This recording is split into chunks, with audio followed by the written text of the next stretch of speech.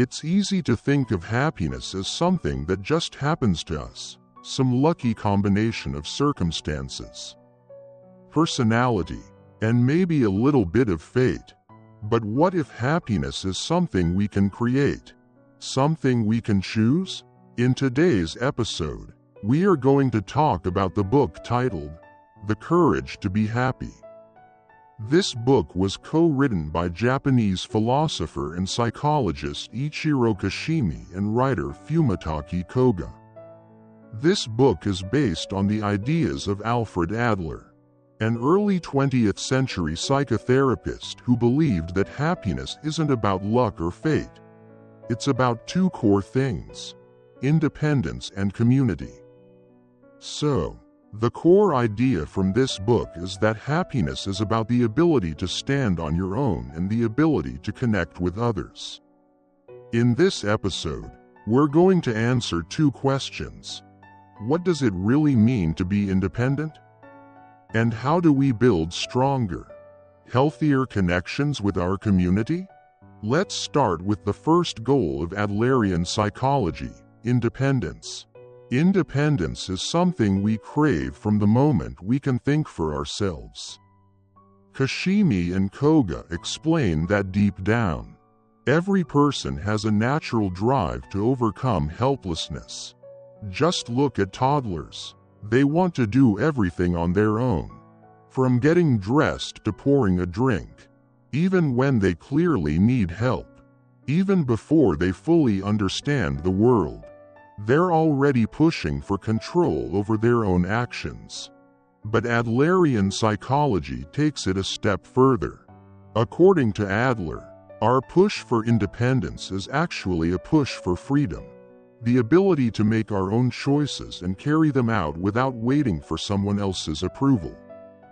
Because at the end of the day, what people truly want isn't just to be self-sufficient. They want control over their own lives. They want to act, decide, and move forward on their own terms. And that's what independence is all about. This sounds very simple, right? But how does one learn how to gain independence? The book offers two main strategies. The first strategy, in order to gain independence, is to only focus on what you can control. One of the most powerful ideas in Adlerian psychology is learning to focus your energy on what's actually yours to control and not letting anyone take that control away from you. Kishimi and Koga call this the separation of tasks. The idea is very simple. Every person has their own responsibilities, their own challenges, and their own choices to make. And just as we shouldn't interfere with someone else's tasks, we shouldn't allow others to interfere with ours. So, how do you know if something is your task? Ask yourself two questions. Is the outcome in my control? And am I directly affected by the outcome? If the answer to both is yes, then that's something you own. If not, then it belongs to someone else, and you need to let it go. Let's look at an example. Take a major life decision. Like, for example, the person who you decide to marry. That's your task. You're the one building a life with this person and facing the ups and downs of the relationship.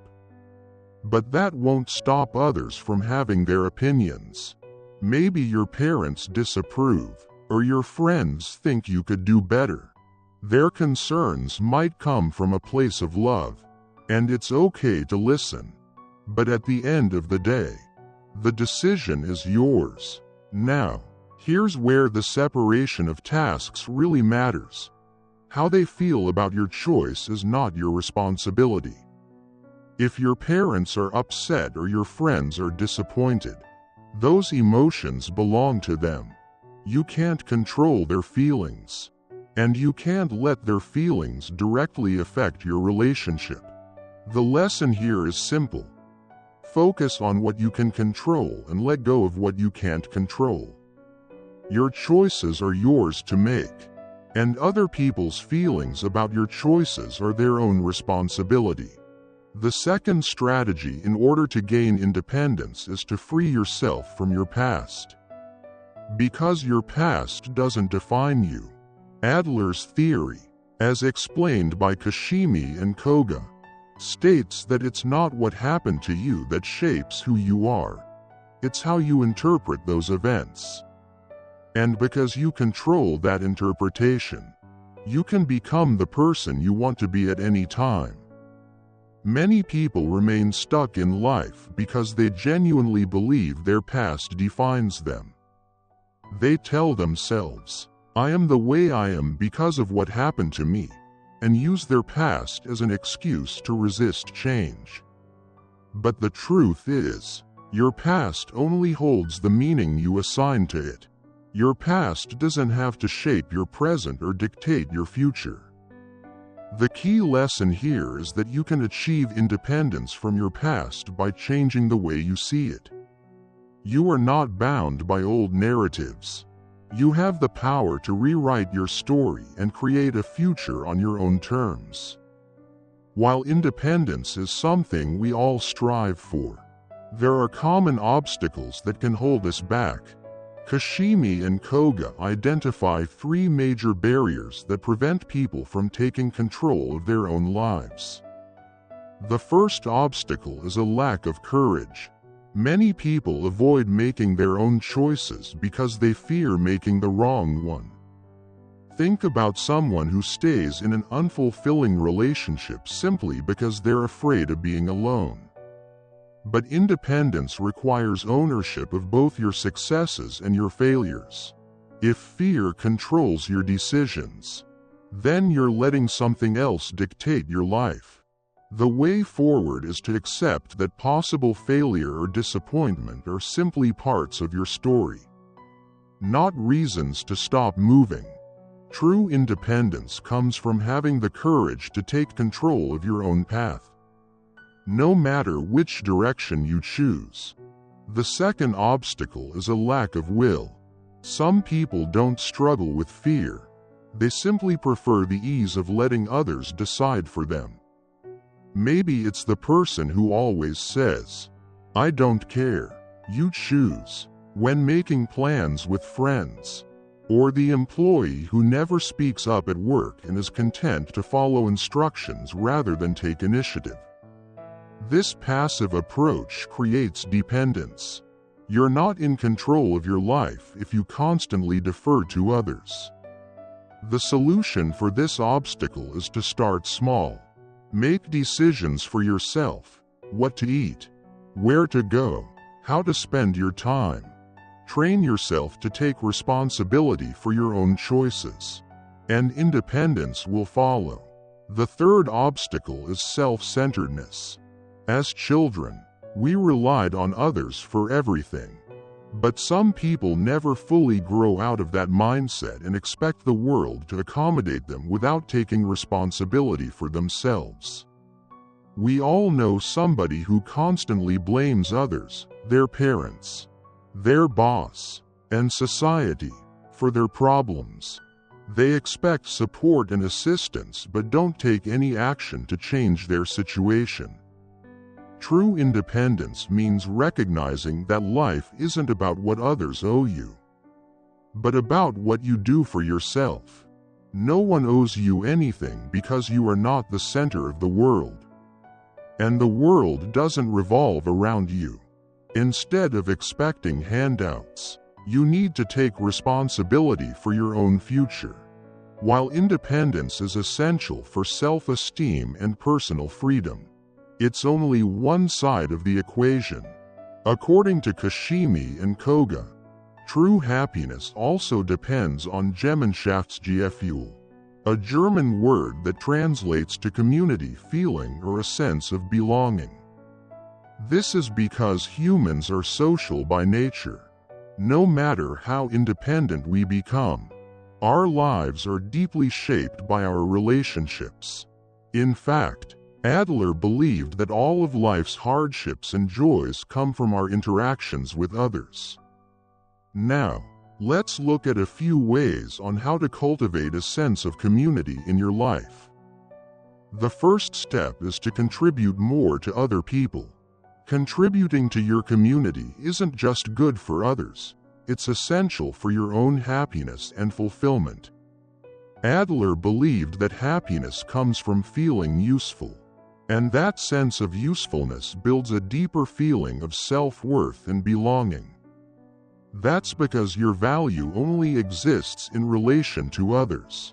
It's not enough to simply be productive and successful in your own corner. You have to be useful to someone else to truly feel valued. No matter how much you accomplish, if your efforts serve only yourself, they won't bring lasting fulfillment. Of course, that doesn't mean you have to make grand gestures or constantly give things to others. As taught, contribution isn't always about specific actions. Sometimes, just participating in your community is enough. Small actions like offering a listening ear or lending a helping hand can create a profound sense of belonging and community. Another way to strengthen your connection to others is by freely offering respect.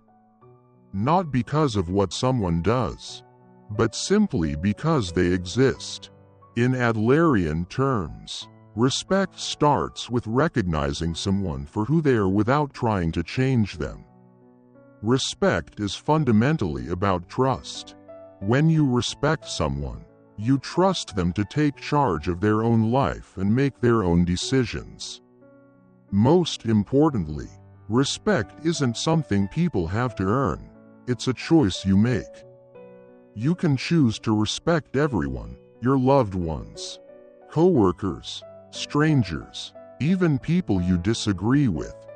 The third thing you can do to create a sense of community is to nurture the three fundamental relationships: your working relationships, your friendships, and your loving relationships.